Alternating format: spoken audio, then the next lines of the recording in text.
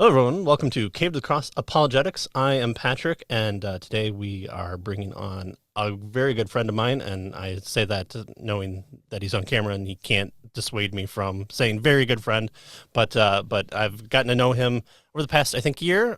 He's invited me again and again to his trivia show, which we always need a third or fourth place, and I tend to fill that role quite well. But we're talking today about church history and how Christians today should view the history of the church, or should we? So I brought on a man who I've been wanting to talk to for a while about this subject, because I think it's one of those where you get into apologetics and you just start reading everything, and then you're like, okay, well, what do I do with this? And then we get into theology and we go, okay, what do we do with this? And I think church history tends to be one of those that we put on the back burner for last. And then we go, well, there seems to be a lot of difficult stuff here because it involves people. Once you get people involved, it's hard. Perfect God, way easier than a bunch of people who think baptizing Vikings will suddenly bring them to the fruition of the body of Christ and stop attacking them so that they can live. But that's what we see. So Troy Frasier, who is one half of the Revived Thoughts podcast, that's part of the Revived Studios, which will soon be the Empire, with his co-host Joel, it's a show that takes forgotten sermons from church history, gives you the background on the speaker or sermon, and has guest speakers read the actual sermons. And I've been gracious enough to give them my voice 3 times. Okay, maybe the opposite way. They've got about 300,000 downloads in 70 countries. They also have Martyrs and Missionaries, which I always say this, and it's true, but you have to check out Elisa's series on Japan and the loss of Christianity there. It's amazing. It should be a book. It needs to do something a lot. It's great. Revived Devos, which are devotionals, and then Revived Radio, which are sermons kind of once heard on the airways that of radio. There was this thing back in the day called radio, and they're kind of bringing it back. So they're history people that are bringing us to today. The more that I teach history and learn it with my kids during homeschool, the more I go, oh, we've done this all before. And so I view a special place in my heart for history and learning from it for today. And I also have to mention that he is a overseas missionary, and you can support him through missionquest.org. So Troy, thank you very much for coming. Patrick, I wouldn't miss it. You are underselling yourself, sir. You have done great sermons for us, and you are one of the fastest people in the history of the series. When I was like, oh shoot, I need a sermon like right now, Patrick he was like, did you need that this hour or yesterday? Because it's already done. I mean, it was amazing. So he is a wonderful friend to our programs, and we're very grateful. Also, I'm glad you mentioned Elisa's Martyrs and Missionaries on Japan, because I don't know how many other people, that's a true fan right there. I don't know how many other people can mention that one. I think it was just an amazing series. Her part 2, where she explains this part of where Christianity went in Japan during the late 1800s, 1900s, very applicable for today. And what we're kind of going through in the West. And also, I think most people don't know it. They don't even know about the second revival of Christianity in Japan, and how it kind of got quashed by the Japanese Empire. So wonderful, wonderful stuff. So yeah, I'm very excited to be here. I love talking about church history. Patrick will have to shut me up at some point, because I can go on forever. That's right. And that's why I brought you on, because I knew you could go on forever. And so we've got a string to go down, because one of your Twitter posts kind of inspired this interview, because it's one of the things that I think hits on the button well for how Christians today view church history, and that we kind of put it in the back, and we put it in the closet, and we put our jackets on top of it, and then we stack the toys that our kids are outgrown, and we might pull it out every once in a while and take a look at it and go, oh, that was nice, and then we'll put it back in the closet. Mm-hmm. But first, tell us about what is Revived Thoughts Studio. How did you start it out? What Sure. drove the passion to lend your voice to the voiceless? Sure. So, and if you are listening thinking, oh, so, Troy speaks all the sermons, don't worry. My voice doesn't speak all the sermons. So you're not just getting this nasal thing the whole way through. You get lovely voices like Patrick and many others who bring their voices to Revive Thoughts. However, I will be honest, I think I can speak like a lot of people, maybe even more so. I thought I knew church history very well. I went to Bible college, took 4 years. Church history is a required course. I thought I understand church history. You know, the apostles leave Jerusalem, Roman Empire falls, Martin Luther's nailing some stuff, Puritans come to America, Charles Spurgeon preaches, bada bing, bada boom, right? Like that was how but I would, if you had asked me, I'd be like, of course I know history. And I was a big history nerd. I loved history. I've always loved history. So I would have thought I knew church history. The more I study church history, the more I realize, oh my gosh, not only do I not know church history, I don't even know real history, because so much of our real history is being led, especially in the West, by the church and by Christians. And if you try to understand history, if you try to understand the founding of America, if you try to understand the Revolutionary War, if you try to understand the 1800s and the 1900s, but you take away the church, you cannot understand all the things that are happening very well at all. And yet that's exactly what history does. You go to school, you grow up, you learn history, and then if you're lucky, you learn church history almost as a side subject. You don't realize the church has been leading so much of history for so long. And a good way to apply that would be try to understand the Roe versus Wade decision if you didn't understand that the church has been fighting like mad to get Roe versus Wade overturned for the last 50 years. You know, 100 years from now, in the history books, it'll be Roe versus Wade was overturned. And it might say Christian nationalist extremists, caused that to occur.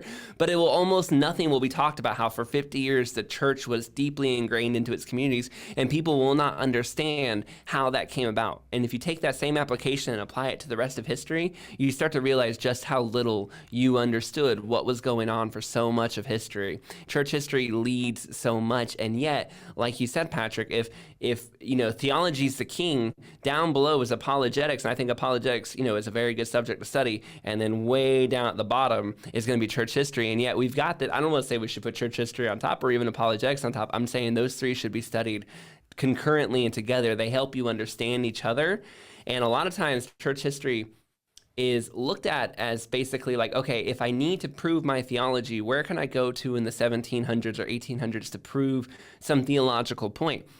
This makes a lot of sense when you remember that most of the people writing church history today are seminarians or they're professors, right? Like they go to these places, schools of theology, and then they turn around and, students are required to go and learn in the church history course. And so they want to know theology, but they're getting this church history on the side.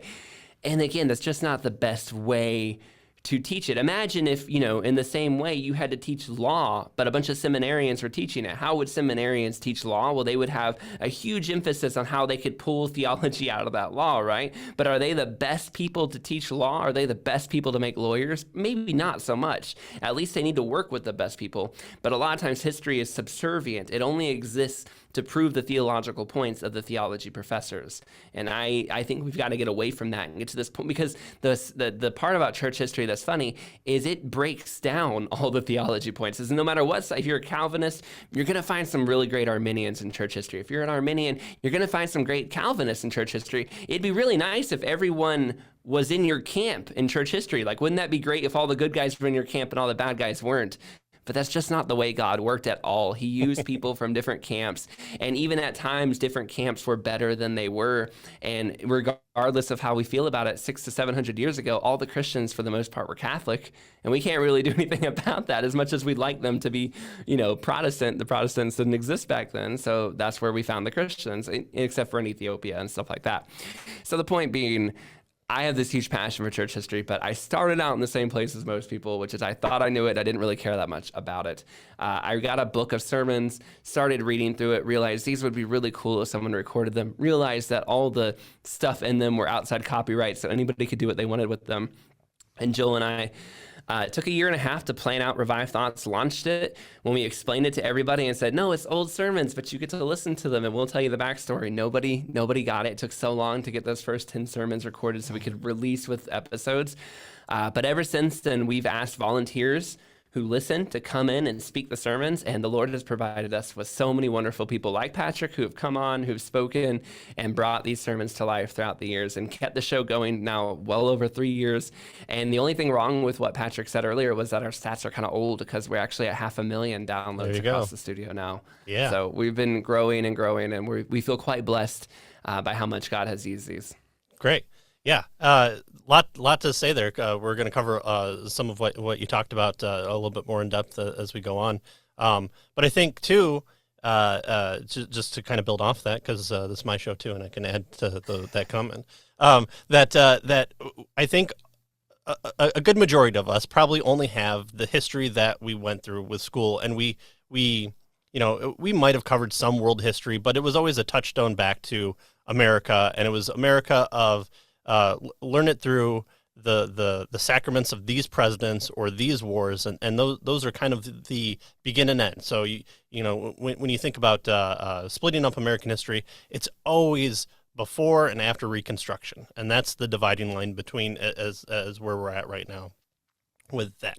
But then if you read outside of that, you go, here's all these books that the school didn't want you to know, or the untold history of this important person that changed the life. Or you thought you knew Abraham Lincoln? Well, guess what? He's a tyrant. And so right now, I think is a good movement to kind of reevaluate what we have learned from our days of old, and as we continue to build up the next generation of our families, of Christians, and hopefully through podcasts like yours, that we can kind of have a fuller understanding that not all the good guys are bad, or not all the good guys are fully good, and not all the bad guys are fully bad. And also, sometimes it's hard to distinguish in the moment or in history, where that fault lies between the two. Okay, Revive Studios. So I've seen you have a sermon before, and you're like, listen, I've got like days left for this sermon to be sent to the reader, and you've got words in there with N's that are F's and T's that are H's. Yeah. What's the prep process for you? Yeah, so for every episode of Revive Thoughts, which is different than our other podcasts, we are getting sermons from the past, and those are usually written in Old King's English. But you don't want to listen to Old King's English; that would be very boring for you, or you'd have to have a lot of patience. And our show actually has found it does really, really well with English as second language learners, because they want to listen to Interesting.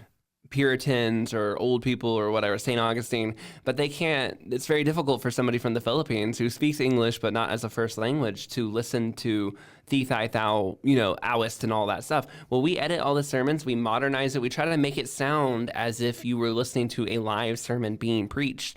And we've had many people, this is the whole goal, and when they say this is awesome, but they say, wow, it's like I'm sitting in the pew, it's just the person preaching is 800 years old and they died a long time ago. And I'm like, that's exactly what we wanted it to feel like when you listen to the show.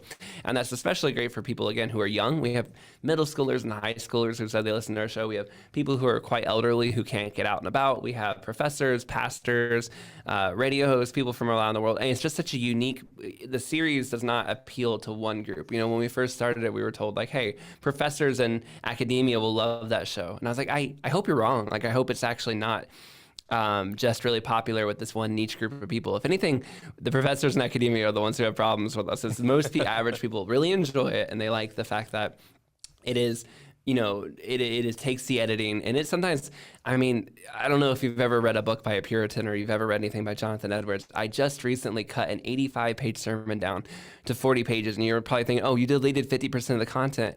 I assure you, he was just repeating himself and finding a very long... Yeah, and I'm finding a very long-winded way to say the same thing over and over again. I look at our edits much more like in the Bible when we take a manuscript, I'm a big NASB, ESV, like I want it direct and I want it as God wrote it. I'm not really interested in the message. But when it comes to sermons, our editing is much more the message style, where we're making it very easy to enjoy. I promise you, I don't change what they're saying. I never took something and thought, oh, I'd like it if he said that more Calvinistically, or I like it if he'd say that less charismatically. Like, those things don't happen. But I do make it a little bit more easy to digest, because sometimes, there are times too where like they'll be mentioning somebody in the sermon. Like, I've had people where they'll start talking to a person in the pew, and I'm like, I'm not going to keep that because we don't know what happened to old Zedekiah the third, and we're not in his church anymore, so we don't need to worry about that. But some of these sermons, Well, we're quite blessed to be able to say, like, we have literally pulled some out of the catacombs of history. We have two different sermons by David Livingston that we contacted the Livingston Foundation. They're like, he only has two speeches he ever did. We put them together, edited them. Like, they were quite literally on a shelf in a library. George Matheson, there's a lot. One was literally a book that was inside of an Australian library. They had it publicly available for a few months, and they pulled it. So you literally, the only place in the world you can get that sermon is from us. Like, there are just things like that where the world would have forgotten them. And then we kind of were able to scoop in and bring them back to life. And those are my absolute favorite things to do, because I truly feel like we're helping give these people a voice again. And people, you would be blown away how much a sermon from 800 years ago hits you today, and how much you'll go, wow, that was very convicting. And it's weird because on the one hand, like, the sermon doesn't sound that different than a sermon you'd hear today. Like, listening to it, you go, that doesn't sound that different. If you had told me this was somebody down the street, I wouldn't have known. And yet I feel like these sermons just have a way of being courageous and uncompromising that I think sometimes we lose today. And so even though they don't sound that different, the truths they're hitting, I think, hit pretty hard. Yeah, the one of them that I read, Gregory of Nazianzus, I believe it was 800 AD, somewhere around there. No, maybe it's before like that, 380. 300, yeah. AD. The love that he has for the church, the passion that he has for their sanctification, and it was just done, in a grassy field, and he's preaching this kind of sermon of dedication. I was amazed at how passionate it was, because you think ye of old, they're staunch people. They've got no fire in their belly for anything that they're just trying to live to the next meal.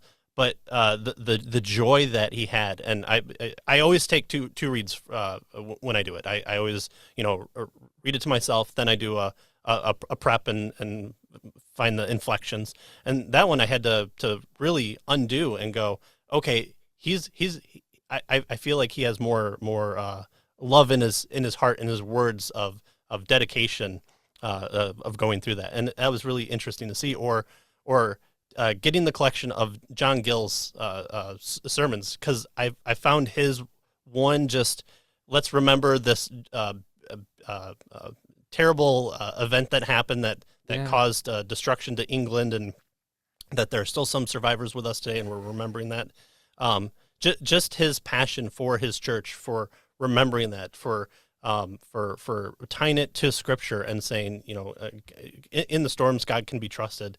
I had no clue who John Gill was. I didn't realize how influential he was within the scope of even, with anybody, there's always problems with everybody. But I was trying to find his church, and it's just some parking lot now, and just those moments of like finding that person that kind of speaks to you within history is really neat, and it's made me spend a lot more money. So my wife doesn't thank you at all. No, it's actually really interesting that you made that point too, that his church is a parking lot now, because that's something else. So many of the people, I constantly find people, I'm like, I have no idea who this is.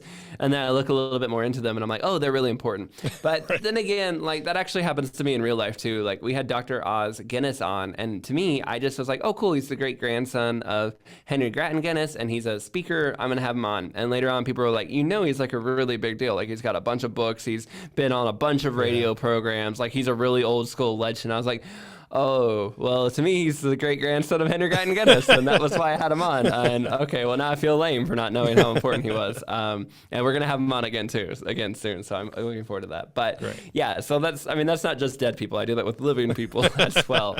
So what are some of the kind of the surprising facts, maybe one or two that has stood out over your 3 years, or who are some of those?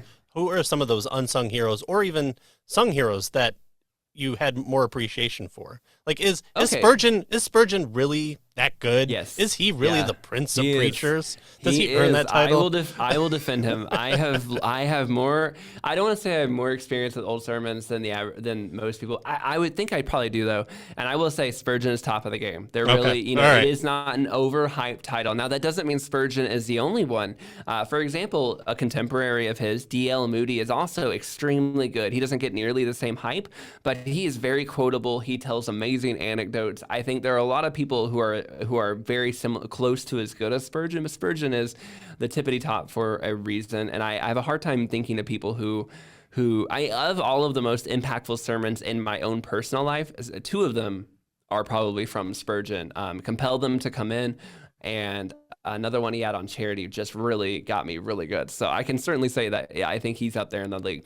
One person I would say that your audience, everyone's probably heard of, Jonathan Edwards. This one's a surprise. So this is taking a famous person we know. It surprises me a little bit. People always go, okay, like this was a very common phrase. Maybe you've heard it if you've ever looked into Jonathan Edwards. You know, he's so much more than sinners in the hands of an angry God. And I would like to tell everyone, no, all of his sermons are some version of sinners in the hands of an angry God. And that's exactly why Jonathan Edwards is so powerful. And that's exactly why in my research, I find that he not only helped lead the first Great Awakening, but Asahel Nettleton, who became saved through Jonathan Edwards' writings and then went to go preach, his sermons are very similar to Jonathan Edwards. And he helped spark, and he literally sparked the second Great Awakening. Two Great Awakenings both come through Jonathan Edwards. Why? Because Jonathan Edwards preached hell and heaven as if he believed in those places, and as if he believed that the people in front of him would go to one of those two places. And that was such a powerful thing.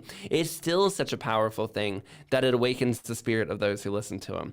But despite all of that and what he's known for, in his day, he was known for David Brainerd's journal. And I think that gets missed a lot, is that we think of him as a theologian or think of him as a preacher. He was both of those things. But his number one selling book was The Diary of David Brainerd. And in his day, if you were living in 1794, 25 years or so removed from Jonathan Edwards, it would have been The Diary of David Brainerd would have been most likely the book of his that you owned. And it was that movement that inspired, that book that pretty much single-handedly inspired the missionary century of the 1800s that I think is Jonathan Edwards' greatest legacy. And so that was a surprising thing going in. I had heard of Jonathan Edwards, the preacher. Everyone kind of has heard of sermons, Sinners in the Hands of an Angry God. I had not realized Jonathan Edwards' the heart for missions and how that bled into so much of our church history. Interesting. But as for unsung heroes, my goodness, there are so many. It's like, where do you even begin? I almost every day I feel like I find someone else that I'm like, Savonarola is probably one of my favorites because you kind of maybe have heard of him. He was in Italy, in Florence. He went up against the Medici family for a couple years. He actually ran the city. He got rid of the rampant wanton sin, and he got the people to live a morally righteous life until the Medici family pulled strings, got the Catholic Church to come down and basically get him executed. And when they did, the people threw one of the most licentious parties of all time. John Calvin and Martin Luther both said Savonarola was part of the inspiration for their movements. And they were sad that Savonarola had not succeeded in Florence because what he was trying to do was so good. In fact, John Calvin said that Geneva was directly trying to finish, was trying to take Savonarola and finish what he had done. That he wasn't able to do in Florence, he was going to kind of do in Geneva. And so these guys really respected this dude who, in history, if you have heard of him, he's kind of a joke. Like, he's like a creepy, crazy religious tyrant. But the people of his time actually looked up to the work he did and kind of wished Florence had succeeded instead of killing him instead. Interesting. Wow. So then what you're saying is that the words spoken that were inspired by God's word are still applicable for us today. And yes, and sometimes the important people that we think of are currently going on today will be lost to the annals of history, but also maybe the opposite will occur. So I think I would say you have no idea. Like, that is what there are people. J.C. Ryle toiled away for 10 years in complete obscurity, but he would take every sermon and spend hours getting it publishable and ready to distribute, even though he was a nobody in a nobody town. Now, eventually, when he gets to London, guess what? He has all his sermons ready to go. He's able to distribute them. He's able to publish them. He's able to use them as pamphlets and brochures and tracts, and they're very useful. But for 10 years, for an entire decade, he was working away in obscurity. He did not know, right? George Mueller, he did not know he was going to be running 5 orphan houses and be one of the most famous, Christians of all time. And now he's forgotten. If you go to those original orphan houses now and ask them, hey, where's George Mueller? They'll take out like a cardboard box and be like, here's some pictures. Like he's completely forgotten in his own place. And yet he was he's the father of modern orphanages, right? And now he's forgotten. At the time when he first said, I'm going to build an orphanage and take care of children, he had no idea. And Charles Spurgeon, when the downgrade controversy was going on, he got destroyed by his denomination. 2007, they said, you're wrong. What we're doing is fine. We're not drifting from conservative morals. We're not getting more liberal. You're incorrect, Spurgeon, and we disagree with you. Spurgeon leaves the denomination over it, and his health fails because all his friends have turned against him. His wife basically accuses, this liberal drift is what kills him younger than he probably should have died. And yet, to the very end, he said, history will see that I was right about this. It took a while, but then eventually we all go, wait a second, theological liberalism is bad. He's 10 years ahead of the Princeton people saying this. He was years ahead of J. Gresham Machen. He's years ahead of B.B. Warfield really getting it. He's one of the first people to say it, but history was right. He was vindicated. He was correct. He early on saw people were drifting from biblical traditional values when it came to the way we live out our faith, and he said, this is going to hurt us in the end. Yeah, we see that with Ian Huss, and would Luther be the Luther we know without those heretical writings in a library that he was able to find, and burned at the stake, taken, your bones are crushed and burned even more, and then scattered to the winds. That's how dangerous an idea you have when you're like, hey, maybe Catholicism isn't the way, and they're like, okay, hold on, wait a second. And it takes a Luther to come and humble himself and take his hammer out from there. Well, there are people who hear Martin Luther's name and they'll go, oh, he said some mean things or he wasn't the nicest. I'm like, you can only say that because Martin Luther did what he did and cleared the way for you to be away from the Catholic Church to say those kind of things. You know what I mean? If it hadn't been for Luther and the Reformation, we wouldn't be able to talk about things like that because we would have to be very careful the priest didn't overhear us. Yeah. And just all the things that I've learned from your show that was done in church history.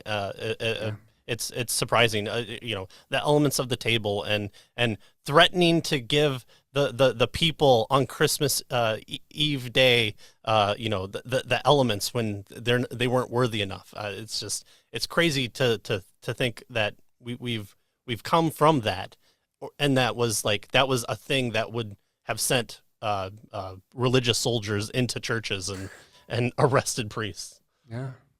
No, we are very blessed to live in the time we do, because when you study church history, as bad as things are, you can certainly see. So church history is kind of a double-edged sword, because on the one hand, you look at it and you go, well, in all history is this way. Oh, shoot, I see the path we're going down. I think I know what's coming next. This isn't good.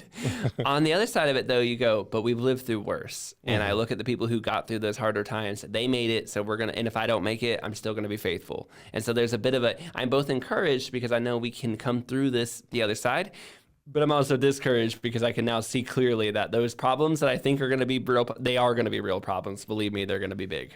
Right. The temple has to be burned. We have to be kicked out of Jerusalem, or we have to tell people that Jesus is Lord, and we're kicked out by 5 different Caesars and 5 different churches and 5 different time periods, or we're forced to take the gospel to the Native Americans because this famous preacher is now kicked out, but then the proliferation of the gospel occurs because of that. God uses those key moments of low points to accentuate and to expand His kingdom. So we've kind of been using church history here as almost a placeholder, and I was wondering if you could define what you mean by church history. Are we just talking about length and periods, or are we talking something specific here? So I would say church history is the study of God's people from the creation of the church, because we're not looking at, what happened with the Jews in 220 BC. We're specifically looking since they've left Jerusalem, really. Since the creation of the church, what have the people of God, been doing? And I think it's actually important that we say that, because this could mean, because a lot of times we think of church history, think, okay, this means, especially a lot of people will be like, okay, so from the 1500s to 1800s or something like that is the only window. No, it also includes Catholics. There's a lot of debate over whether we should study Aquinas. We've had an episode on Aquinas. We've had an episode on Unsung. We have done these people because we think it's worth knowing what they said and what they've contributed and what they're doing. We also, that doesn't just mean Christianity in the West. We are doing a big series right now on the story of Ethiopia, and we think that that should also be studied, even if you don't agree. Well, the Ethiopian church today is probably not Christian. I kind of agree with you on that, but I still think that there was a time when there were many Christians living in Ethiopia. We can't, the same way we wouldn't judge Rome today based on Rome 1900 years ago. I don't think we should just study Ethiopia today and say that's the way the church has always been. We make a pretty compelling case that there have been different periods of church history where Ethiopia was quite close to God, and other periods where they weren't so much, and they kind of gone back and forth, just like the West has had the same experience. And I think that, not trying to say broaden your horizons, I'm not some ecumenical who thinks anybody gets in, but I do think we need to acknowledge, again, that there are people, as much as I want everyone in my camp, I think my way is number one, but recognizing that as God has used people, it's been from a broad scope of people. And even the people he's using today might not be the same, people he's going to be using 200 years from now. They're all believers in Jesus Christ, but other countries come and go, other denominations come and fall, but God's church moves through history and guides history. I'm not a post-millennial. I do not believe that the kingdom of God is coming. But yeah, I'm just saying church history is just the way that God has been using history throughout. And I look at the way, if you read the Old Testament, one of the hard parts sometimes is that God will kind of repeat the same story a few times. I love the Bible. Bible is perfect word of God, not saying it's not, but sometimes you're like, if you read it through like in a year, you'll be like, yes, I'm rereading. It's like a review. Like, okay, I remember that part. We're back to Moses. We're talking about Moses again and what he did. That happens over and over again.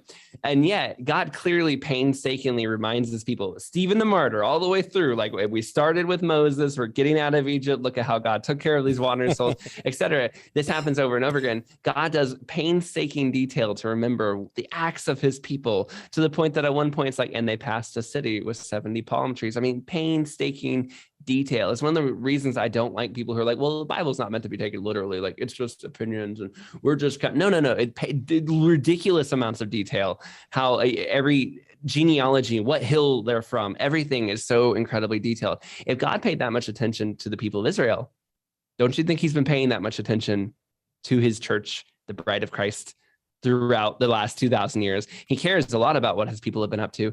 And it is a great encouragement to us when we learn about them. I'm not saying it's on the same level of scripture. It's not inspired word of God, but God has been using his people, and we as believers can be mightily encouraged. And it's a great testament to our faith as well. Apologetically, I think a great underused resource is just look at what the church has been doing and look at how much they have done and changed. Too often people say, well, the classic canard, I believe in Christians, that they really believed in their word. Fine, don't take my word for it. Take George Mueller's and D.L. Moody's and Charles Spurgeon's, and take Jonathan Ed. Take these people who lost everything but continued faithfully. Take John G. Paton's, take Gladys Aylward's. Let them be the witnesses to Christ. Do you think that they could have lived like that? Because I tell you what, I don't see any other faith that has close to as many martyrs, close to as many social causes that they have cured themselves, close to as much desire to missionize the whole world. There's nothing like it. Now, there are other faiths that want to spread their message throughout the entire world, but only one faith will go to every tribal island and convert their book into their language, write down their language for the first time, hand it to them and say, this is the book you need to know. And that is Christianity. Yeah, one of my many problems with God Is Not Great by Christopher Hitchens was the fact that he seems to have a very giant blank spot in history where he says, the Christianity has done nothing but all these terrible things. And then you just have to go, are you looking at the past like 12 minutes? Because, if you want to take that as the scope of the entirety of church history, then I mean, okay, so you don't like that. Certain people don't like pigs. Read an old chapter about that, which is in there. But the very fact that if you look at hospitals, or the very fact that liberals can use universities against us now, are because Christianity is the one that founded them for the elite class of people that were to preach the gospel to the common people. Now, oftentimes, the very tolerance that they use against us, whether it's Ethiopia's tolerance towards Islam in its earliest days, that then allowed Islam to be Ethiopia's number one enemy for 1600 years, the very tolerance that universities allowed of different ideas, so actual ideas could be discussed, is now being used against us. Where'd they get that idea from? It came from the Christians. We said, let other ideas come to the table. We'll win in the world of ideas. And then their side can't win in the world of ideas, so they have to use force to overcome, because in general, it's just not won through arguments. I know they don't like that. And even just, you mentioned Chris Richens, but in a historical example, because I keep saying like church history is forgotten. If you've heard of Dan Carlin, he's a very popular historical podcaster, big name. He recently did an episode on slavery. It's got a lot of great information if you're interested in learning about slavery.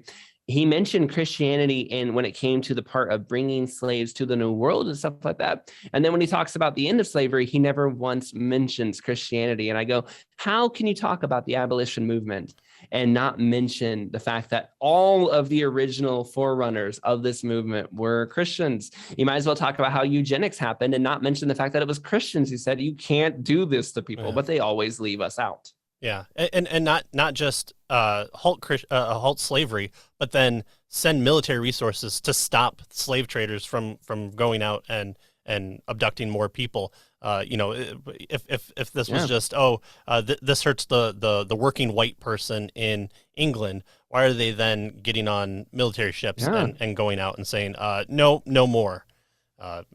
One of the reasons David Livingstone could move through Africa was because he was British and Africans were going, no, the British don't slave trade anymore. In fact, they're trying to stop the Portuguese. And that gave him a little bit of a pass where other people for hundreds of years had not been able to do so. Why did David Livingstone also worked to end the slave trade, and Henry M. Stanley, his protege, did end the slave trade in much of that part of the world. And I mean, to the degree that's ever been ended, because it's still in that part of the world, but to the degree that it was international, they ended it. And yet you would, if you were to read a historical secular textbook, or you were to hear the same lecture of how to fight slavery, the Christians would be exempt. And at the very end, they'd go, but Christian nationalists are bringing back slavery. I go, bringing it back. We're the ones who ended it. We don't have any desire to bring it back. Right. Yeah. It's amazing. And the very fact that the abolitionists were the first people most likely to get killed and lynched during their time is just a great, I mean, again, I go back to what we learned in history. I knew about the abolitionists, and if you take a show of hands in any class and you go, okay, who would be an abolitionist? Everyone would raise their hand, but no one appreciates the culture of the time, the movements at the time, and just how unpopular abolitionism was. There's a really great movie called Young Mr. Lincoln, where he's got this like looked up to the heavens speech, and it's a great speech and it's a great film, and it's all about the common ancestry of man and how we're all there. But then when you realize just how little that took place over the preservation of the Union, that's where we kind of get this, for lack of a better term, whitewashing of history, where we always want to be seen as the good guy in history, and I think we keep supplanting ourselves rather than appreciating like just how unpopular these movements were. Athanasius Contra Mundum, we stand against the world. I would be there too. Yeah. You don't understand what that means to have the entirety of the Roman Empire coming down on you and kicking you out from, if you get kicked out of your city for whatever reason, that would be weird. But I mean, no one moved more than 3 miles away from their cities at a time. Yeah. And so you're like, okay, go into the wilderness. It's like, that was truly the wilderness, and good luck surviving. And then do that 5 different times, all because, you won't pinch the salt to Caesar or the church leadership at the time. No, we really think there's a quote by Martin Luther. I'm going to totally butcher it, so forgive me, but it's something to the effect of, if you say you'll hold every fight, except every battle, except for where the culture is current, and I'm super butchering it, where the culture is warring the hardest right now, then you're a coward. You're worth nothing. Oh, great. You hold the Nicene Creed. Right now, we're battling over whether boys can be girls and girls can be boys and whether marriage is in between a man and a woman. But I'm great that you hold the Nicene Creed. That's wonderful. That's not where the battle is happening right now. Once we get back to that battle, that'll be great. There are plenty of people who say they hold certain orthodox facts, but when the war is waging on, they're on the other side, right? Like they don't care about the children in the womb, or they don't care about that person being made in the image of God, or they don't care about that slavery or this and that. If you want to know whether you would have taken the hard, unpopular stances, just look at your life. Are you taking any hard, unpopular stances right now? And I get it. Some people are going to go, I want to, but my job. I want to, but this and that. I'm in school. I completely understand that there are times when your circumstances make it very difficult for you to speak the truth. I still encourage you to try to do the best you can, because we will be judged and held account for everything we do and say and everything we don't do and don't say when we should have. And it's never been a better time to be a Christian and stand on truth, because we're not fighting some of those really tough battles where it's like, wait, was this, man, I didn't really know scripture and pour over the Greek to understand some of these terms. I don't want to eat bugs. I don't want to eat dead bodies.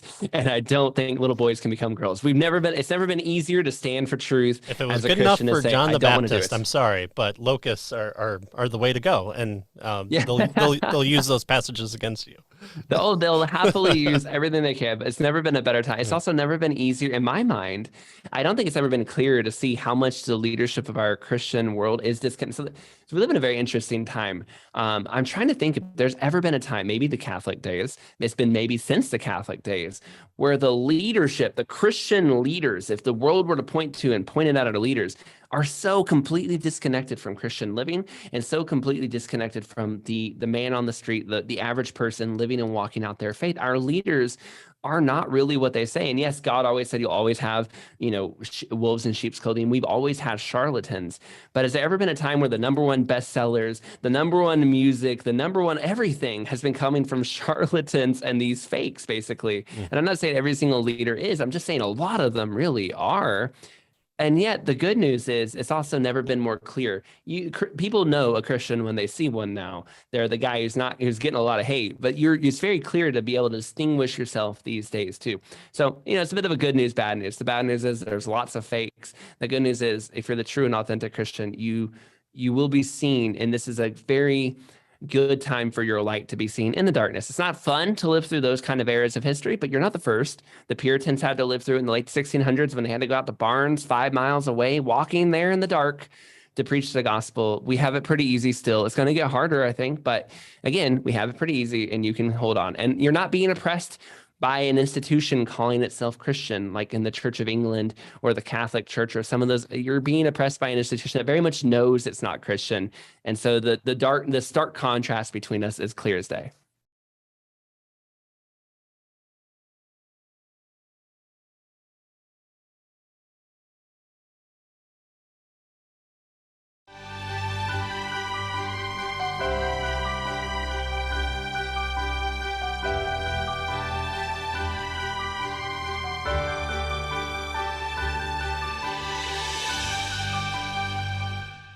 One of the Twitter posts that I was responding to that kind of inspired this conversation, you say a lot of Christians are scared to study church history because they do not like learning about people from other theological camps doing good things for God.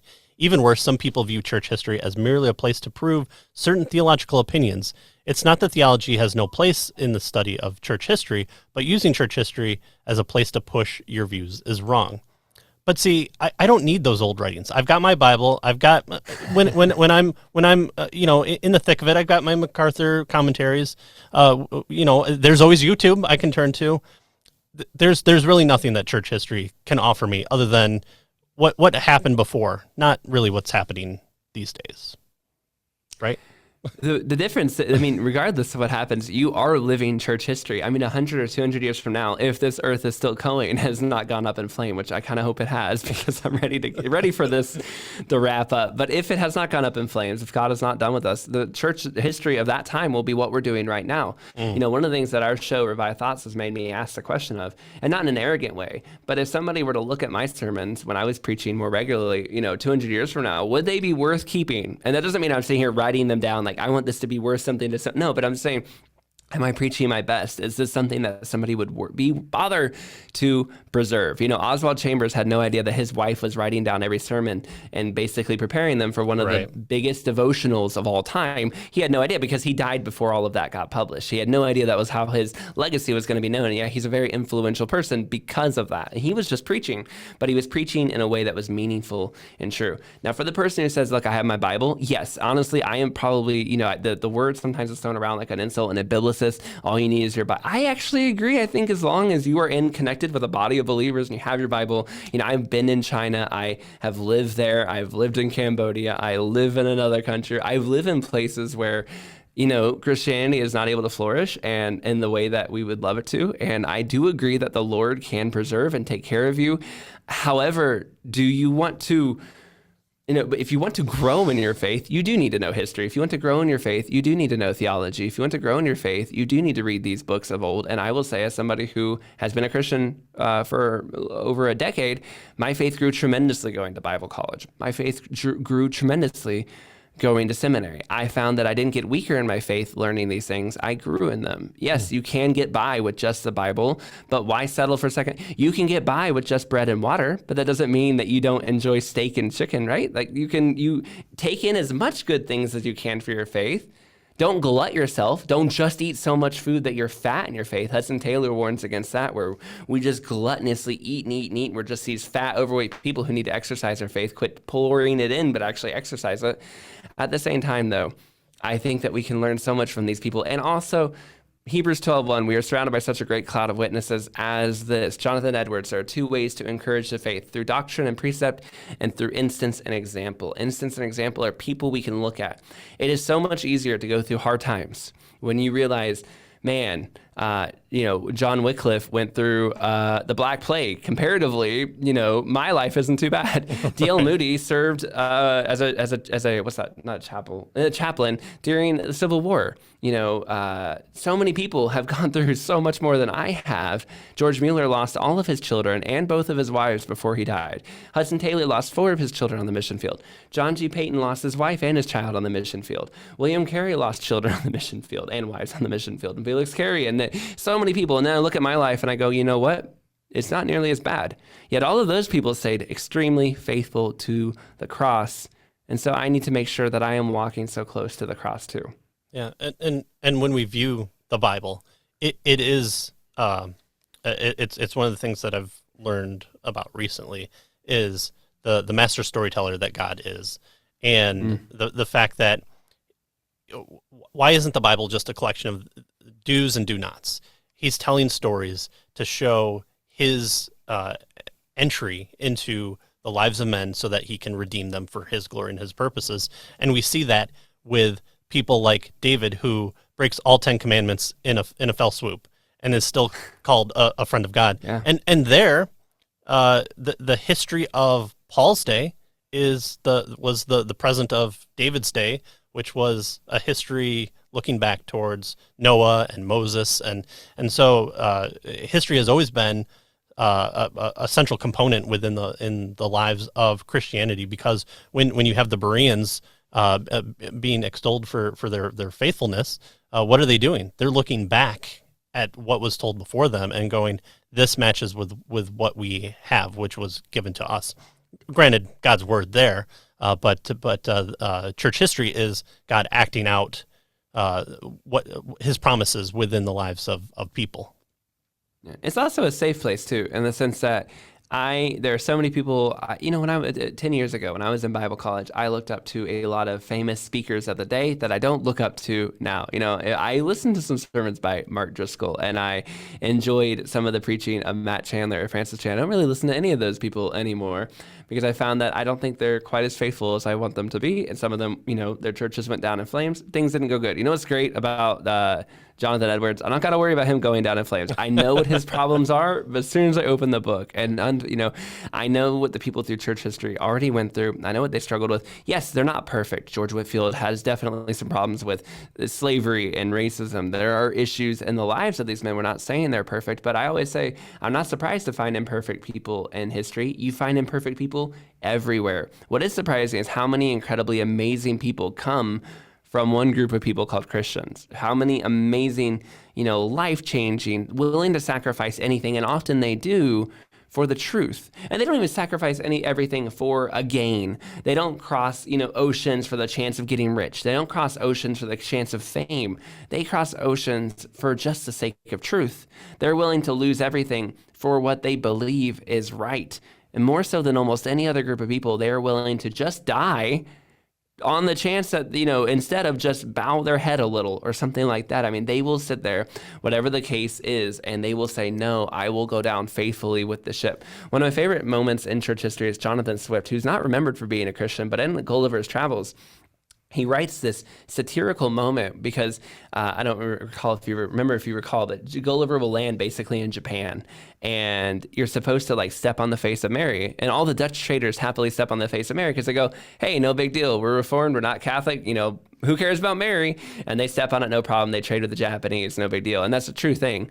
And Jonathan Swift goes, you know what you're doing, knock it off. That is disgusting. Yes, we all know that the image of Mary means a hill of beans. But also, that what you're actually stepping on is the fact that you're a Christian. Knock it off. I don't care if you think Mary's face means nothing. I agree with you. I'm also an Anglican. I don't think Mary's face means anything, but I will never step on something if that's the symbol of Christianity to those people. I will die a Christian before I will let them think I'm not, basically. And I think that is just something I love about it, because only Christians talk to themselves like that. Only we hold ourselves to such high levels of accountability where we say we cannot do anything to desecrate the name of God. Yeah. When you can point to history and say, is this Christianity? And you go, there's a standard, there's an absolute standard that you can point to and say, yes, they were not acting like Christians, or no, they were fully in accord with Christians. You just don't like that. That's what it was. So that's one of the great things about having, and from apologetic standpoint, the application of apologetics, it's great to know the maximal facts, the minimal facts of the resurrection. I don't discount that even as a presuppositionalist, but one of the things that I think that we lose sometimes is it's not facts to know, it's facts to live. And without those application points, we're just amassing facts that were there for writing books and not carrying out the gospel. And that means both in preaching of the word for justification purposes and for sanctification process. I think we see today, Vadi Bakum can extol men to manhood, and it's the worst thing in the entire world. But Jordan Peterson does it, and it's oh my goodness, he's speaking so much truth, and there's such a hunger for it. I don't understand, and it's going back to the church leaders. There's such especially over the past 3 years when something happened at this time and point, the absolute failure of the church to be the church, and it's not something that we haven't. It's not something we haven't not seen before, but it's definitely encouraging that there are times, and then there are periods after those times, and we just continue on calling people to faith.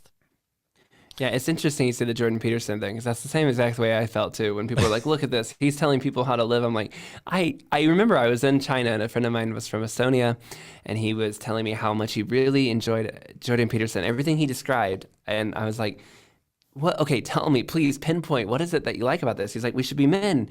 We should make our bed. We need to have discipline, and everything he was saying. I was like, I feel like the church has told me that my entire life. Like, what am I missing here that is just catching so rawly? And he's not the only one. I think another famous example is Joe Rogan, and Joe Rogan has a bit of a vulgar mouth. I don't really listen to his show, but people, he's really telling truth. He's really getting to and everything he says, I'm like, I feel like that's stuff we've all been saying for a very long time. What is it that's the disconnect? I do think that one thing I'll give Jordan, because I'm a bit critical of them, but one thing I'll give Jordan Peterson and Joe Rogan and these people credit for is when they say it, they have everything to lose. Joe Rogan has a lot of money. Spotify could cut him loose, but he still speaks the truth despite the fact that, it could cause him real problems, especially because he's not surrounded by Christians. Same with Jordan Peterson. He's a professor in Canada and all that. He has everything to lose when he speaks the truth. again, through his prism of truth, because I don't think he's quite got the truth, but they have everything to lose when they say it. They still have the courage to say it. And I think that is what catches people. It's not that these people are speaking something so astounding the church has never said before. It's that people are looking for examples of courage in the face of persecution. And sadly, many times they're not seeing it in the church. They're seeing compromise in the church. They're seeing Christian pastors who have an entire congregation who would probably agree with them, but they're worried of offending one or two guests in the back. So they're going to, water down the message. And then they look over at people like Joe Rogan and Jordan Peterson who who could easily lose a whole bunch of money, book deals or whatever, and yet they still keep hammering it. And they go, see, those guys are courageous. They have everything to lose, but they still go for it. The church pastors are scared to speak the truth. We really need to get back to a place where our pulpits are filled with people who are not scared to speak the truths that offend people today. It doesn't mean you get up there and just start hammering politics per se, but it is where we are a people of truth and we go, look, this is the truth. I'm not going to try to water this message out. I'm not going to compromise. I'm going to bring you the truth, even if it's going to scald you, even if you're not going to like it as you hear it. That's what, I don't know that that's what makes Joe Rogan and Jordan Peterson, because I've really tried to figure them out for years. I think that's at least part of what makes them so famous. That, and sadly, I think the church's message has just gotten so lost over the time. There's so many things that people hear somebody going, hey, be masculine. They go, wow, I've never heard that before. But haven't you been attending church for years? Yeah, and all I heard there was, my hurt and stuff like that. I think that can become a real problem too. You go on to say, both Calvinists and Arminians have done good things for God in the church. Some Catholics, especially prior to the 1500s, were useful for God's glory. Charismatics and cessationists have helped grow the kingdom. Different groups have been useful at different times for God. This is not ecumenicism, yet out of fear of being too ecumenical, or just out of ignorance, most refuse to learn about other groups. Seminaries proliferate this by using church history as a subservient class to the theology departments. And we kind of talked a little bit about that before. But Troy, I'm scared to look at church history. It might show me that the Catholic Church is the one true and only church, and I have to go there, or that all my beliefs can't be found until 15 minutes ago, or that people in different theological camps were useful for the things of God. Why is that not the attitude to have about looking at church history? It's scary back then. They don't look like me. See, I think it's great because the opposite approach is true too. Wow, I don't have to have all the right answers to be used by God. Look at all these wrong people that God chose to kindly use. I may have all the greatest theology today, but he still used all these other secondary theologians as how you could view it as well, right? Like the thing is, and this is something that's really hard for us today, it's not about right answers. Yes, the right answer, obviously Jesus Christ. Yes, the Trinity. Okay, like those answers, yes. We need to have those primary doctrine, Christian issues figured out.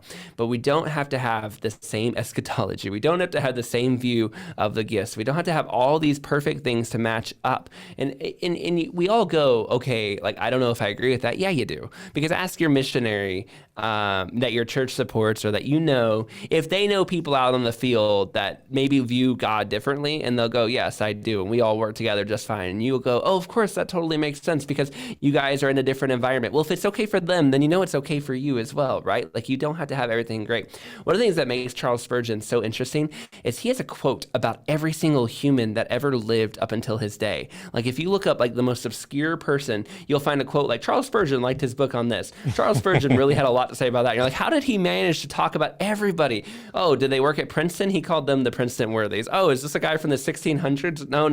Charles Spurgeon said he loved his letters. Oh, what about this guy in the 1700s, the greatest theologian of his century?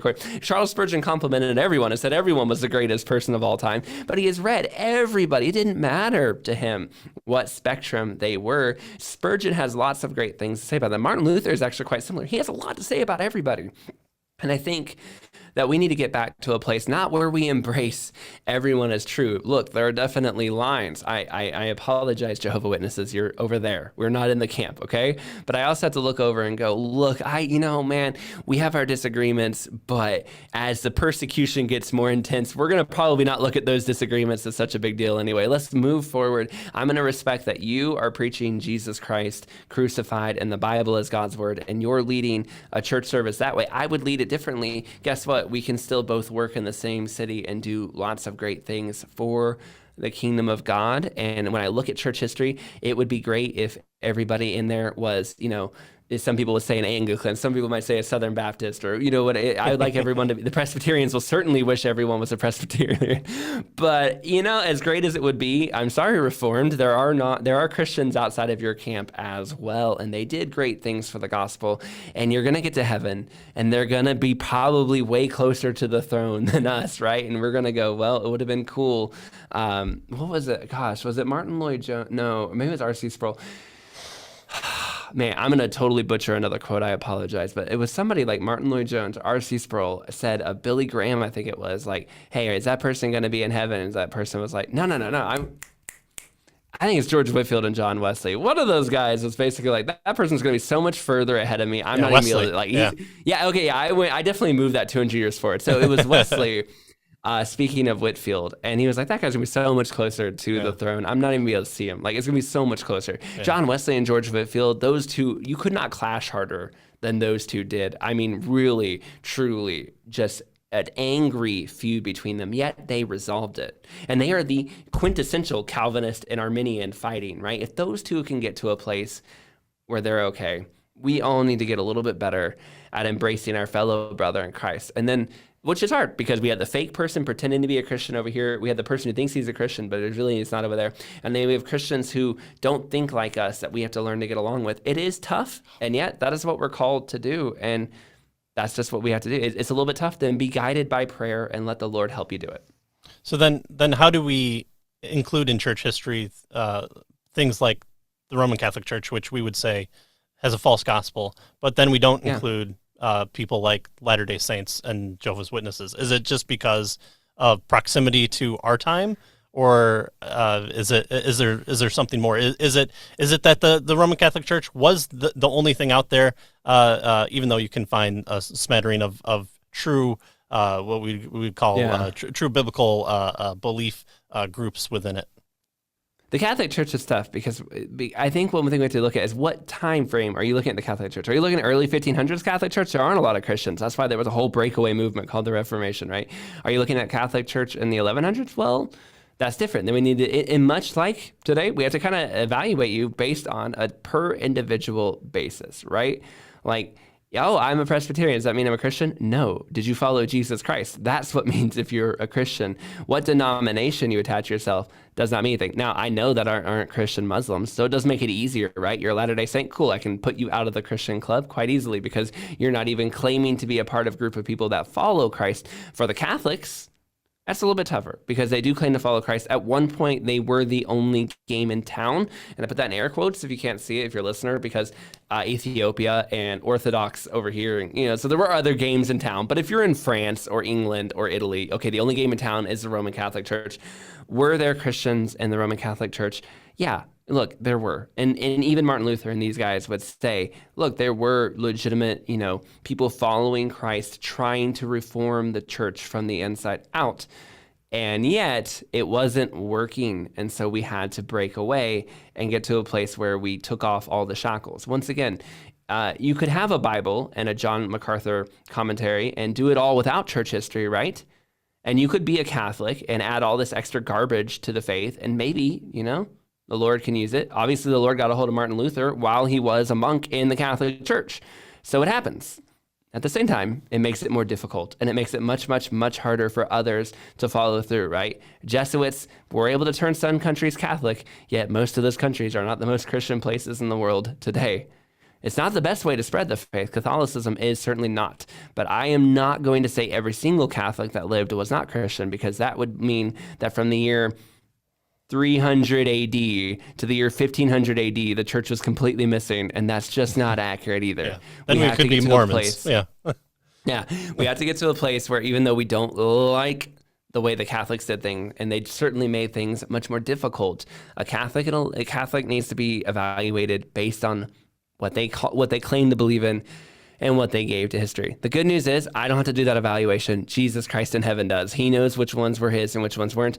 That's not on us. We have to be faithful in our day. And in the same way that we give the Catholics a hard time, I will point out that the evangelical church is divided 1 million different ways and is all over the place. And, if I say I'm an evangelical, that can mean I love going to Hillsong and megachurch, signing in on my campus 19 with a satellite video. Or that could mean I go to a Bible church and we actually meet at someone's house and we do, it could mean a bazillion different things, right? That does not mean it's the same. And that does not mean we're all following God at all. And we need to be evaluated a little bit more on a per individual basis, because some are, evangelical sometimes means great and sometimes it does not. What was that Barna survey that said something like 2/3 of evangelicals believe there's more than one way to heaven or something like that. So obviously, even in our own camp, maybe we should be a little bit careful throwing stones, because I don't know how many Catholics would actually agree with that statement. All right. I think too, going back to how we evaluate history and looking at it through the school way, we need to not think of history as only existing in these periods where, on October 31st, 1500, this is when the Reformation started, and nothing happened before then, nothing happened after then. It's not like December 7th, 1941, where you're like, okay, that was a moment where World War II started. But history, for the most part, the 100 Years' War wasn't 100 years, and it also wasn't just, there was a battle that occurred that kicked off the 100 Years' War. There was a scope, there was things leading up to it, there was things leading after it. And so we need to have this not new, but I would hate to use the word nuance, because it sounds like I'm trying to foster in, but a realistic viewpoint of humans acting within history, causing things, and not everything can be put down as a date in the textbook. It's fine when you're initially studying that and you're kind of giving an overview, but we kind of have to have a greater sense of what it's like to act in history. When you decide to buy a house, you're planning for it, and then you're fixing it up at the moment of purchase afterwards. At what point did you buy the house? Well, I signed the dotted line, and that was when it was. But it's really when I moved it in, or when I had my first kid, or something along those lines. John Calvin in history. Sorry. Go ahead. Sorry. I was just going to say, John Calvin in the Institute says this. He says, wherever we see the word of God purely preached and heard, there a church of God exists, even if it swarms with many faults. And see, what I do is I write down my quotes. You just have to remember all quotes from the entirety of church history of what I'm going to pull from. But I think he makes it's easy. Like J.C. Ryle says, tomorrow the cross, today the cross, tomorrow the crown. I got the really short ones, no problem. Right. But here's Mr. Reformed himself, the man who we follow, the man John Calvin, not the theology of John Calvin, right? Except for he's throughout the institutes, he's calling people to embrace a further expansion of what it means to be a Christian and what it involves, and it's not just Sunday from 11 p.m. to 12:30 p.m. or 11 a.m. to 12:30 p.m. It's this thing that goes out from us, because all truth is God's truth, all people are God's people made in His image, and all history is God's unfolding of His story of redemption, from before the cross to the cross, and then from the point of the cross onward until He comes again. Absolutely. And look, history is fun because history is not a perfect science. Theology can perfectly tell you the attributes of God and all these things. Of course, human language fails to actually do that. History is fun because we get to have these perfect ideas smashed and realize in reality, humans are flawed and sinful. And yet throughout those crazy smashing and destruction of our perfect principles that theology and apologetics would give us, that we would love to see perfectly applied, humanity is so much messier than, it's almost like in the Old Testament where here's the law, God hands them a perfect law. The Israelites immediately go on to fail it 1,000 different ways, right? Right. Yet the Israelites were still the people of God. They were still His chosen people, and He still had His people working throughout. And very much the same way, we have these great theologies, these great ideas of God. We have these perfect things. And yet, when you look at history, it's much like the Israelites, where it's just a giant mess full of things. But we don't have Elijah and we don't have Daniel. I would never put them on the same plane as biblical, but we do have these great men and women of God who faithfully serve, who we can learn from, grow from, and see hey, they believed the word of God, and then they went on to make a massive difference. And even in their flaws, even in the ways they fail, we can pick up and learn from them and grow encouraged by them. And John Calvin, great theology, right? You move into Geneva? Are you going to move to Geneva run by John Calvin? I'm not, because I don't want to end up in jail, right? So, like, I mean, great guys, great ideas. Sometimes, you know, as much as I think Geneva did a lot of great things, changed the world, I don't want to move there. I'm much happier to not move into that theocratic state, because I probably would end up in jail. I live in a current theocratic state, and I wouldn't end up in jail here. So it's just different. History, we have to go in with a little bit of a loose hand and open ideas and be willing to say, as much as I want everything to be perfect, it's just not going to happen. And that's okay, because your life is also not perfect. You're no better than those who came before you. In fact, I think in many ways, we are not worthy to tie the sandals, not only of our Lord and Savior, not only of the apostles, not only of many of those who lived in the Old Testament, but I think when we get to heaven, we're going to find that we are way in the back compared to many of the great, wonderful people who lived through church history. Yeah, it'll be nice just enough to see the throne if I can without standing on people's shoulders. We've been talking for a while. We could continue on. I've only went through half of the questions that I had for you, but I don't want to keep you. I know you're on the other side of the world and probably about ready to go to bed. Here's what I understand. Church history is important. Check. We can learn from people who went through the highs and the lows of carrying out their faith, and while not everyone's perfect, we can appreciate those who declare the lordship of Christ to them, and even when they fail, they offer us a story of tragedy that can be redeemed, or a story of comedy that comes out from the dips, and we're able to see God's redemption of man's plan in that. Would that be a decent overview of what church history looks like? Yeah, and when you say it like that, it sounds like, who's ultimately in charge? God is, right?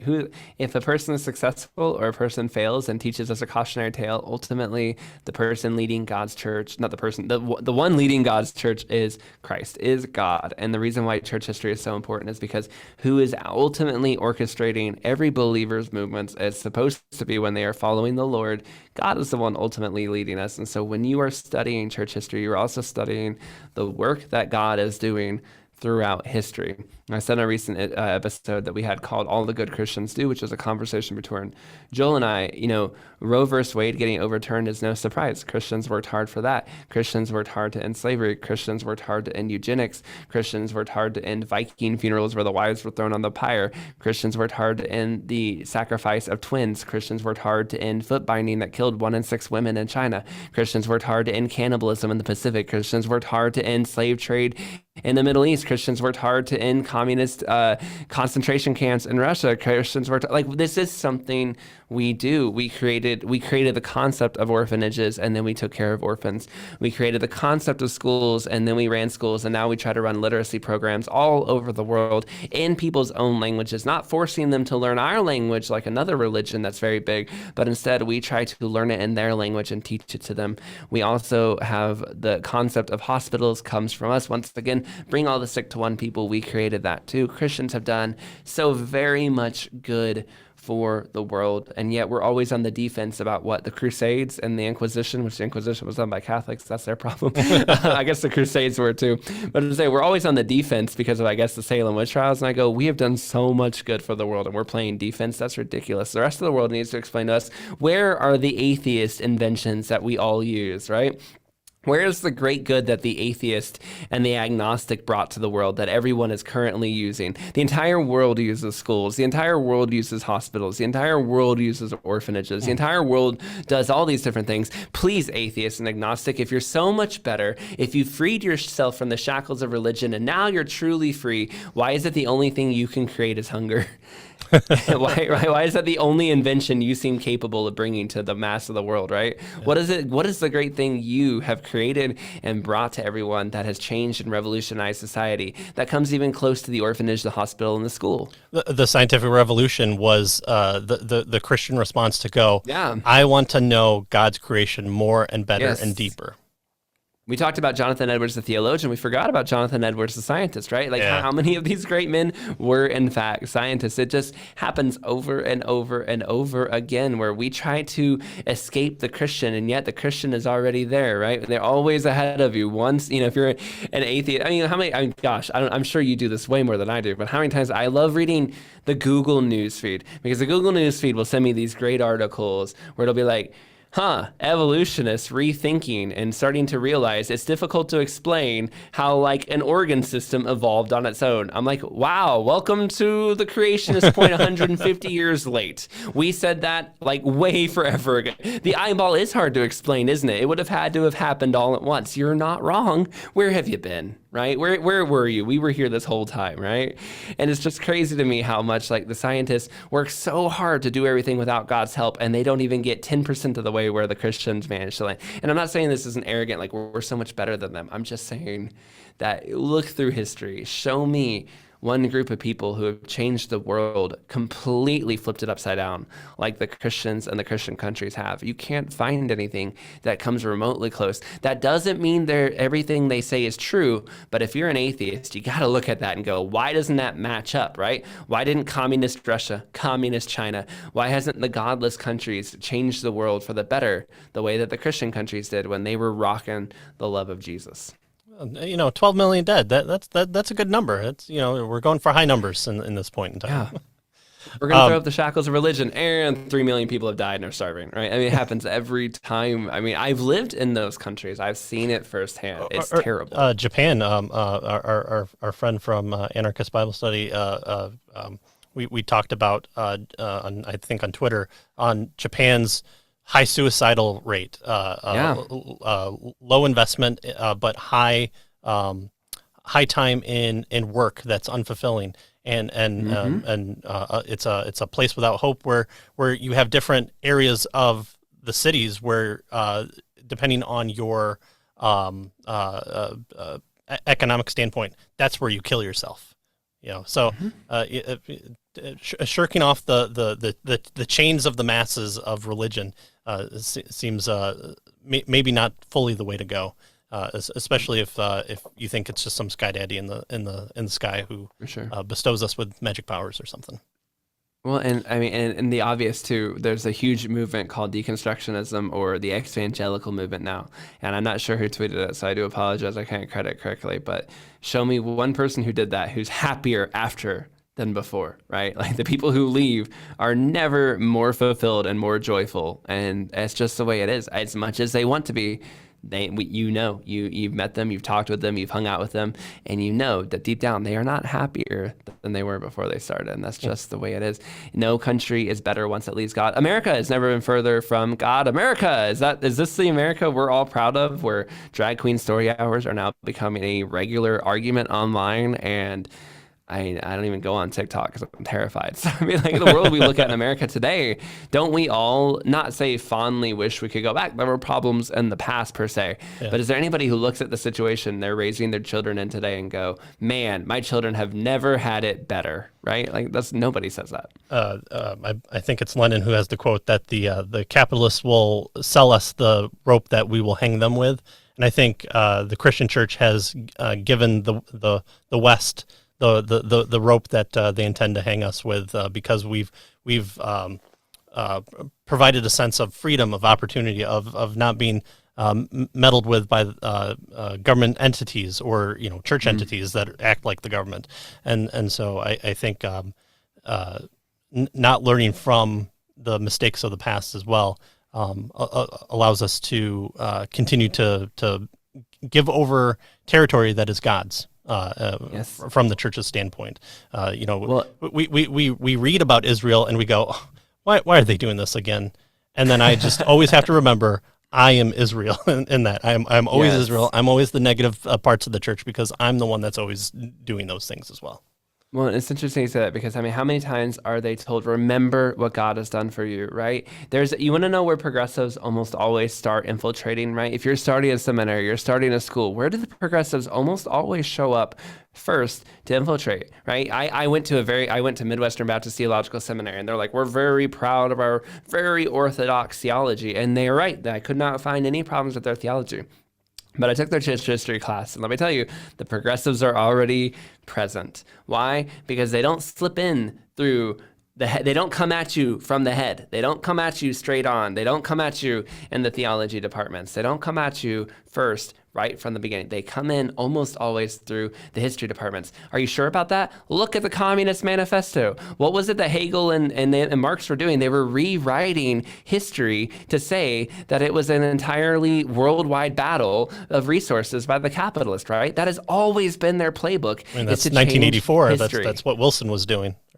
Exactly. They are always going, hey, history, history, history. We think church history doesn't matter. One of the reasons as a society we don't care about history anymore is because they've been so successful. The Marxists rewrote history and got us to not care about history. When I lived in China, they had no clue about their history. They used to throw parties on top of the Great Wall and destroy it. There are tons of pieces of the Great Wall that were completely just crushed forever, lost to history, because the people were taught not to care and not to like their own history that is a communist ploy from day one, because they're trying to get you away from this idea of any kind of national identity so they can control you and move you in the direction they want you to go in. And so many Christians don't think church history matter because they have agreed to the same terms as the enemy. And then they go out there and they fight the biblical and cultural battles, and they wonder why they feel so alone and why they're getting pushed on. It's because you've already embraced the wrong footing, that history does not matter. You are just one part of a large picture of God's church throughout history. Fight your battles today. Well, someday maybe you will be written about and remembered as well, but don't think for a second that you are better than history. There is a reason the progressives know where to start. They start in the literature departments because they want to control the stories, and they start in the history departments because the story of history needs to be written under their perspective, because at the end, they always believe they will win. Of course, like the devil, they won't, but they believe they will. And see, this is why I want to have you on, because you're just me from the history side of things. So I appreciate that. But let me quote you towards the end here, because you've summed up the kind of the fight the good fight. But let me quote you here at the end. It is a great testament during these dark days to know that God fulfilled his word through his church exactly as he said he would. God took great pains to tell the story of God's people, Israel. Do you think he has not seen his people moving since the days of Pentecost? Learn about the great works God's people has done. It will grow you. It will make you less ecumenical and firmer in the primary things that matter most. For you cannot help but see the need for courage and boldness when you look at God's faithful people through history. And so I'm going to ask you, where should we go for good church history? And let me answer my question first, because I want you to have the last word. But if you're looking to get a huge swath of intro people, especially for your kids, there's a great book series. There's two sections of it, and it's called the Lifeway series, or I'm sorry, the Light Keeper series, and it's 10 boys who use their talents, 10 girls who use their talents. There's two sets of them. There's 10 boys, 10 girls. I've reviewed them all because I was so smitten with them. They do just a great job of giving you a large number of people in a short amount of story, on introducing you to these people who were important, that we know about today, and that will encourage you and your walk as you learn about their struggles, their high points, their low points, what they did. George Washington Carver, and how he pretty much modernized the food production of our day today is because of his Christianity. That's something that, he's the peanut guy.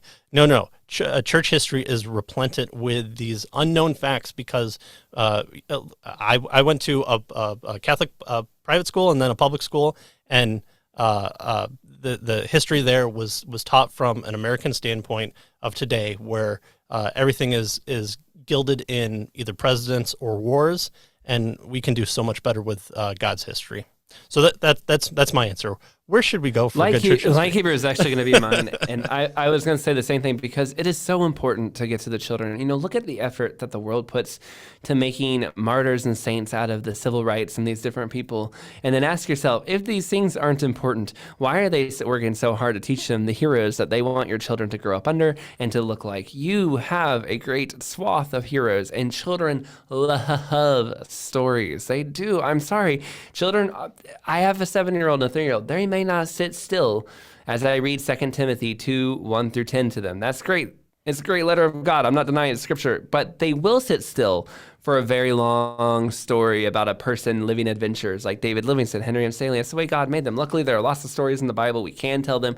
But I'm also saying we need to teach them the stories of church history. Children dig stories. And the more you fill their minds with great stories of the things that God's people have done, you will always find that children just grow and grow and grow. It's a great way to help, anchor them. It's a great apologetic for children. Like Hebrews was going to be mine. Banner of Truth has so many good stuff. People always say, go to Ian Murray. He's wonderful. So there's so many different things. I can't point to just one. I mean, he has a book called Why Church History Matters. So you could read that one if you're not convinced after this episode of why you need to do it. And I've read that one. It's 30 pages, really short, but easy to read. It's $2. So you can read it as a PDF in an hour. But I mean, there's so many good books on Banner of Truth. I think they're probably one of the best Christian publishers of church history, in my opinion. And if you're hearing all this and going, I need to go get a 2,000 page church history volume part 1. No, don't do that. That's the opposite approach you should have.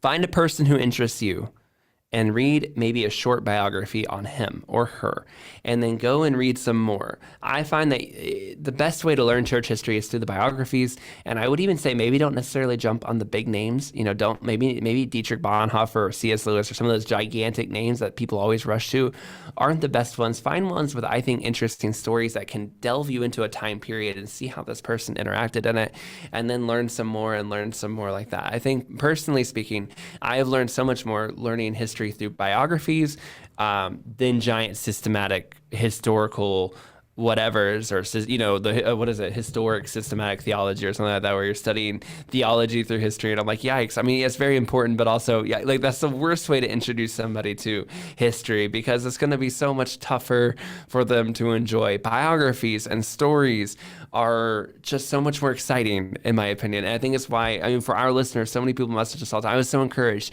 Wow, I never knew the story of Lilias Trotter, of Gladys Aylward. That I can't wait for the next episode, because these people's faiths inspire me. And I think that we need to get back to a place where biographies of Christians are just off the tip of our tongues and we're just ready to go.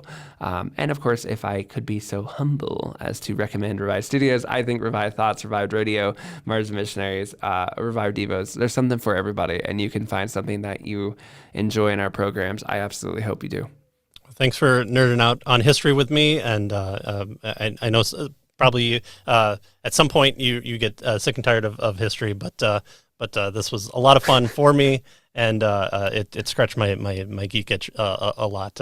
I've been reading history with my girls, and it's amazing how much I'll read a story from them and get inspired to go, Alfred the Great, I've never heard of him, and read an entire biography of him and go, wow, okay, that story probably didn't happen, but what he did to curtail the Viking invasion was amazing, and all these things that pinpoint, there's more to the story of history than just here's the Viking invasion, here's the Viking end invasion. Things happened in between. The governments were involved, and that's it.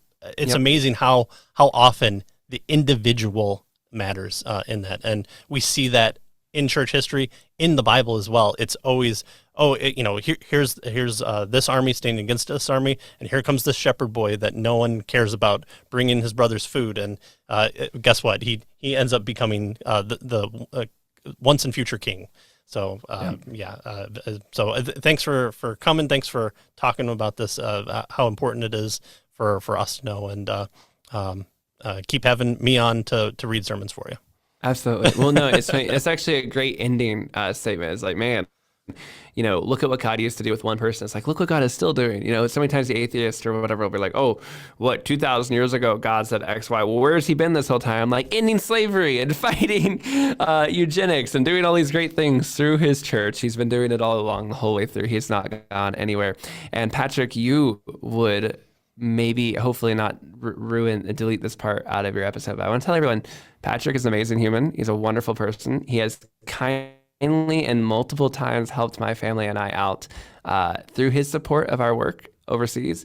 He may be humble and may not want to tell you this, but we have been very, very, very grateful for his support. He's more than just somebody who says he loves God. He's more than just somebody who runs a good podcast. There are plenty of people doing that, and there are plenty of kind of snakes out there in the podcasting world. Patrick's not one of them. He's a very good person who's financially helped us out at different times too. And so I wanted to make sure that I said before I left, like, we have deeply appreciated those moments. You have no idea how you probably helped us throughout this whole time.